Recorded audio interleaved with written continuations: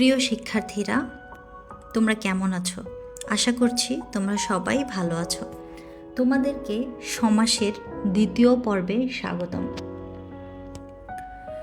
গত ক্লাসে আমরা সমাসের প্রকারভেদগুলো একটু দেখছিলাম। আজকে সমাসের এই প্রকারভেদ নিয়ে আমরা একটু বিস্তারিত আলোচনা করব। তাহলে চলো শুরু করা যাক। সবার প্রথমেই আছে দ্বন্দ্ব সমাস। আমরা একটু দ্বন্দ্ব সমাস চেনার উপায়গুলো দেখে নিই। দ্বন্দ্ব সমাসে পূর্বপদ ও পরপদ উভয় পদের অর্থের সমান প্রাধান্য থাকে। যেমন বাবা মা। বাবা গুরুত্বপূর্ণ নাকি মা গুরুত্বপূর্ণ? এখানে আসলে দুটোই গুরুত্বপূর্ণ, কোনোটাকেই বেশি প্রাধান্য দেওয়ার উপায় নেই, দুটিই সমান গুরুত্বপূর্ণ। দ্বন্দ্ব সমাসের ক্ষেত্রে লক্ষ্য করলে দেখবা এই পূর্বপদ এবং পরপদগুলো সাধারণত সমজাতীয়, বিপরীত ও অনুরূপ হয়ে থাকে। সমজাতীয় বলতে চা টা, কাপড় চোপড়। আচ্ছা, চা টা এটা কি চায়ের সামর্থক শব্দ বা চায়ের বিপরীত শব্দ? না, চায়ের সাথে টা আমরা ব্যবহার করি একটু শুনতে ভালো লাগার জন্য, যেগুলোকে বলা হয় সমজাতীয় শব্দ। বিপরীত শব্দ বলতে আমরা বলতে পারি উঁচু নিচু, আকাশ পাতাল, এইসব। অনুরূপ শব্দ কোনগুলো? হাট বাজার। হাট অর্থও যা, বাজার অর্থও তা। দ্বন্দ্ব সমাসের ক্ষেত্রে এই পূর্বপদ এবং পরপদগুলো লক্ষ্য করলে দেখা যাবে এই জিনিসগুলো থাকে। দ্বন্দ্ব সমাস চেনার আরেকটি উপায় হলো দ্বন্দ্ব সমাসের সমস্ত পদে পূর্বপদ এবং উত্তর পদের মাঝখানে একটি হাইফেন থাকে। এবং দ্বন্দ্ব সমাসের ব্যাসবাক্য করার সময় ব্যাসবাক্যে একটি ও দেওয়া হয়। যেমন বাবা মা, বাবা ও মা, হাট বাজার, হাট ও বাজার। চলো আমরা দ্বন্দ্ব সমাসের কিছু উদাহরণ দেখে নিই। বাবা মা, বাবা ও মা। এখানে দেখো বাবা মা এটি হচ্ছে সমস্ত পদ, সেখানে আমরা একটি হাইফেন ব্যবহার করেছি এবং এটিকে যখন আমরা ব্যাসবাক্য করেছি তখন মাঝখানে শুধু হাইফেনের পরিবর্তে একটা ও দিয়ে দিলেই ব্যাসবাক্য হয়ে গিয়েছে, বাবা ও মা। স্বর্গ নরক, একইভাবে স্বর্গ নরক হয়েছে, হাত পা, হাত ও পা হয়েছে, তুমি আমি, তুমিও আমি হয়েছে, যাওয়া আসা, যাওয়া ও আসা হয়েছে, পোটলা পুটলি, পোটলা ও পুটলি হয়েছে। শিক্ষার্থীরা, এখানে একটি কথা বলে রাখি, অনেক সময় দুটোর জায়গায় তিনটি পদ থাকে।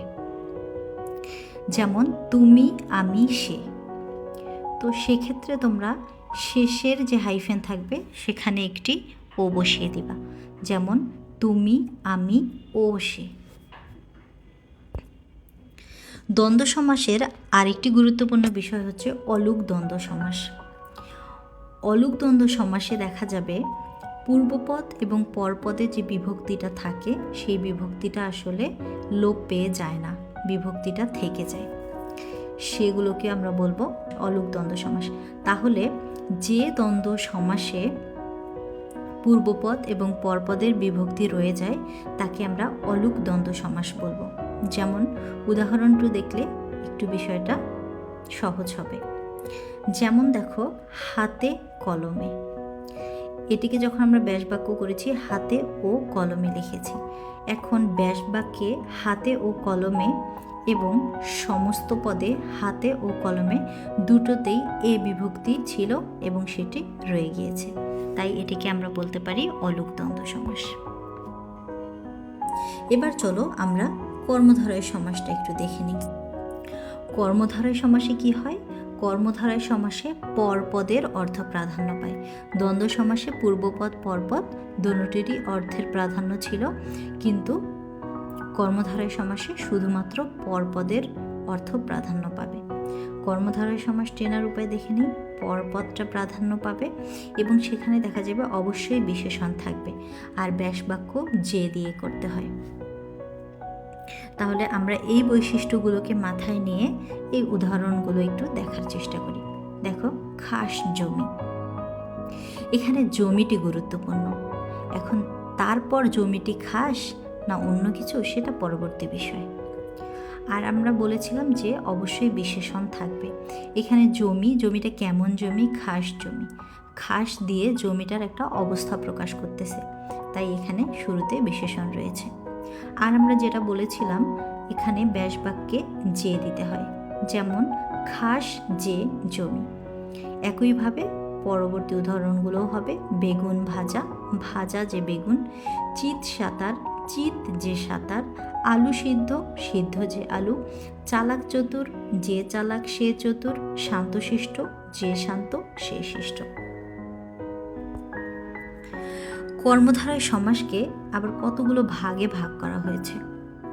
প্রথমেই আমরা দেখে নিই দ্বিগু কর্মধারয় সমাস কাকে বলে। দ্বিগু কর্মধারয় সমাস হচ্ছে যে সমাসের পূর্বপদ সংখ্যাবাচক হবে তাকে দ্বিগু কর্মধারয় বলে। দ্বিগু কর্মধারয়ের ক্ষেত্রে পূর্বপদে যে কোনো একটি সংখ্যা থাকবে, যেমন ত্রিফলা, 3 ফলের সমাহার। এখানে শুরুতে 3 সংখ্যাবাচক শব্দ রয়েছে, তাই এটি দ্বিগু কর্মধারয়। 4 রাস্তার মিলন চৌরাস্তা, শুরুতে 4 আছে, তাই আমরা এটিকে দ্বিগু কর্মধারয় বলতে পারি। মধ্য পদলোপী কর্মধারয়। মধ্য মানে হচ্ছে মাঝের, পদ মানে পদ, লোপী মানে লোপ পেয়ে যাবে। তাহলে মধ্য পদলোপী কর্মধারয়ের ক্ষেত্রে কী হবে, মাঝখানের যে একটা বড় পদ, একটিও থাকতে পারে, একের বেশিও থাকতে পারে, ওই পদটা লোপ পেয়ে যাবে, সেগুলোকে আমরা বলবো মধ্য পদলোপী কর্মধারয়। যেমন দেখো ঘি ভাত, ঘি মাখানো ভাত। এখানে ঘি মাখানো ভাত ব্যাস বাক্য থেকে মাখানো এই পদটি মাঝের পদ এবং এটি লোপ পেয়ে গিয়ে হয়েছে ঘি ভাত। একইভাবে হাত ঘড়ি, হাতে পরা হয় যে ঘড়ি, এখানে দেখো 3টি পদ লোপ পেয়ে গিয়েছে। হাতে পরা হয় যে ঘড়ি, পরা হয় যে, এটি বাদ গিয়ে হয়েছে হাত ঘড়ি। ঘর জামাই, ঘরে আশ্রিত জামাই, এখানে মাঝখানের আশ্রিত পদটি লোপ পেয়ে গিয়েছে। বিজয় পতাকা, বিজয় নির্দেশক পতাকা, এখানে নির্দেশক পদটি লোপ পেয়ে গিয়েছে। আচ্ছা, এখন আমরা উপমান, উপমিত এবং রূপক কর্মধারয় সম্পর্কে জানব। শিক্ষার্থীরা, এই উপমান, উপমিত এবং রূপক কর্মধারয় এই 3টি খুবই গুরুত্বপূর্ণ এবং তোমাদের পরীক্ষায় এখান থেকে প্রশ্ন আসে। চলো আমরা এই 3টি কর্মধারয় সমাসকে চেনার উপায়গুলো একটু দেখে নিই।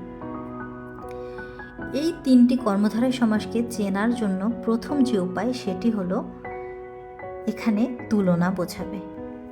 যেমন দেখো, কাজল কালো, চাঁদ মুখ, বিষাদ সিন্ধু। কাজল কালো, কাজলকে কালোর সাথে তুলনা করা হয়েছে। চাঁদ মুখ, মুখকে চাঁদের সাথে তুলনা করা হয়েছে। বিষাদ সিন্ধু, বিষাদ অর্থ হচ্ছে দুঃখ যন্ত্রণা, আর সিন্ধু অর্থ হচ্ছে সাগর, তো দুঃখকে সাগরের সাথে তুলনা করা হয়েছে।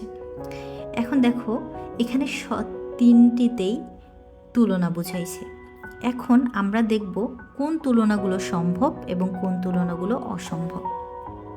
দেখো, কাজল কালো, কাজল কি কালো হতে পারে? কাজল কালো, কাজল কিন্তু কালো হতে পারে, এটাকে আমরা বলতে পারি সম্ভব তুলনা। চাঁদ মুখ, মুখকে হয়তো চাঁদের সাথে তুলনা করা হয়, কিন্তু চাঁদ আর মুখ দুটো কি একই জিনিস? এটি কি সম্ভব তুলনা? না, এটি সম্ভব তুলনা নয়, এটি অসম্ভব তুলনা। এরপর আসি বিষাদ সিন্ধু। বিষাদ সিন্ধুতে বিষাদ অর্থ আমি বলেছি যন্ত্রণা বা দুঃখ, এবং সিন্ধু অর্থ হচ্ছে সাগর।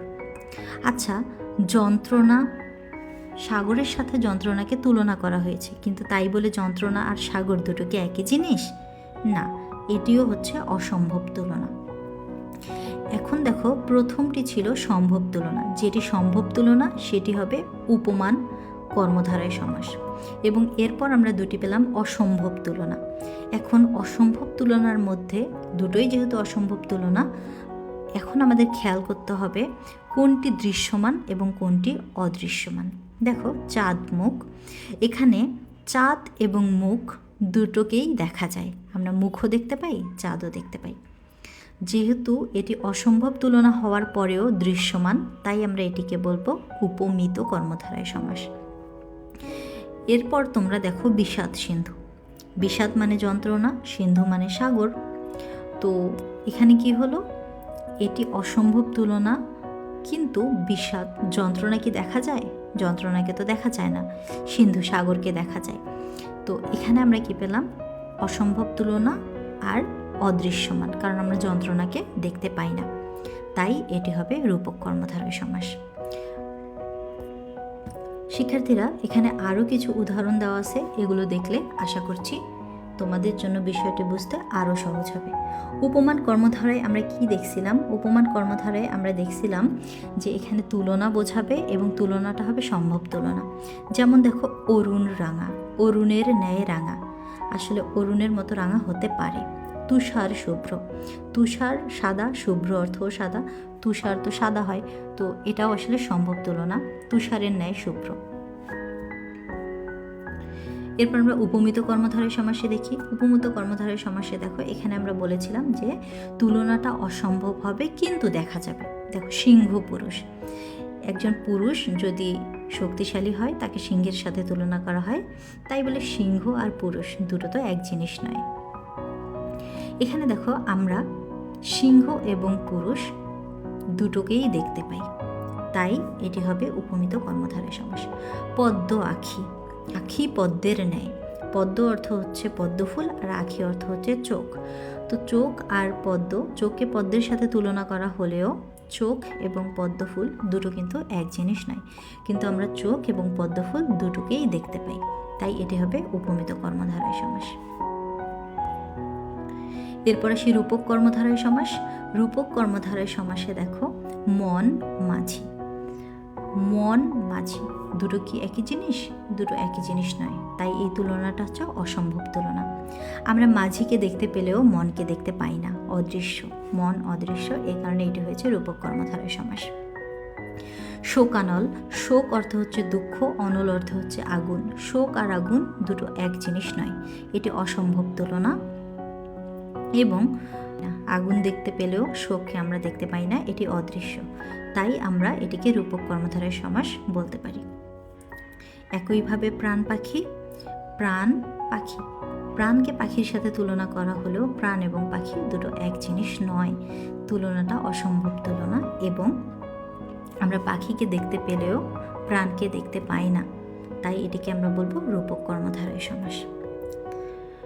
রূপক কর্মধারয় সমাসের ব্যাস বাক্য করার সময় দুটো সমস্ত পদের মাঝখানে একটি রূপ বসিয়ে দিলেই হবে, যেমন মন মাঝি, মন রূপ মাঝি, শোকানল, শোক রূপ অনল, প্রাণ পাখি, প্রাণ রূপ পাখি।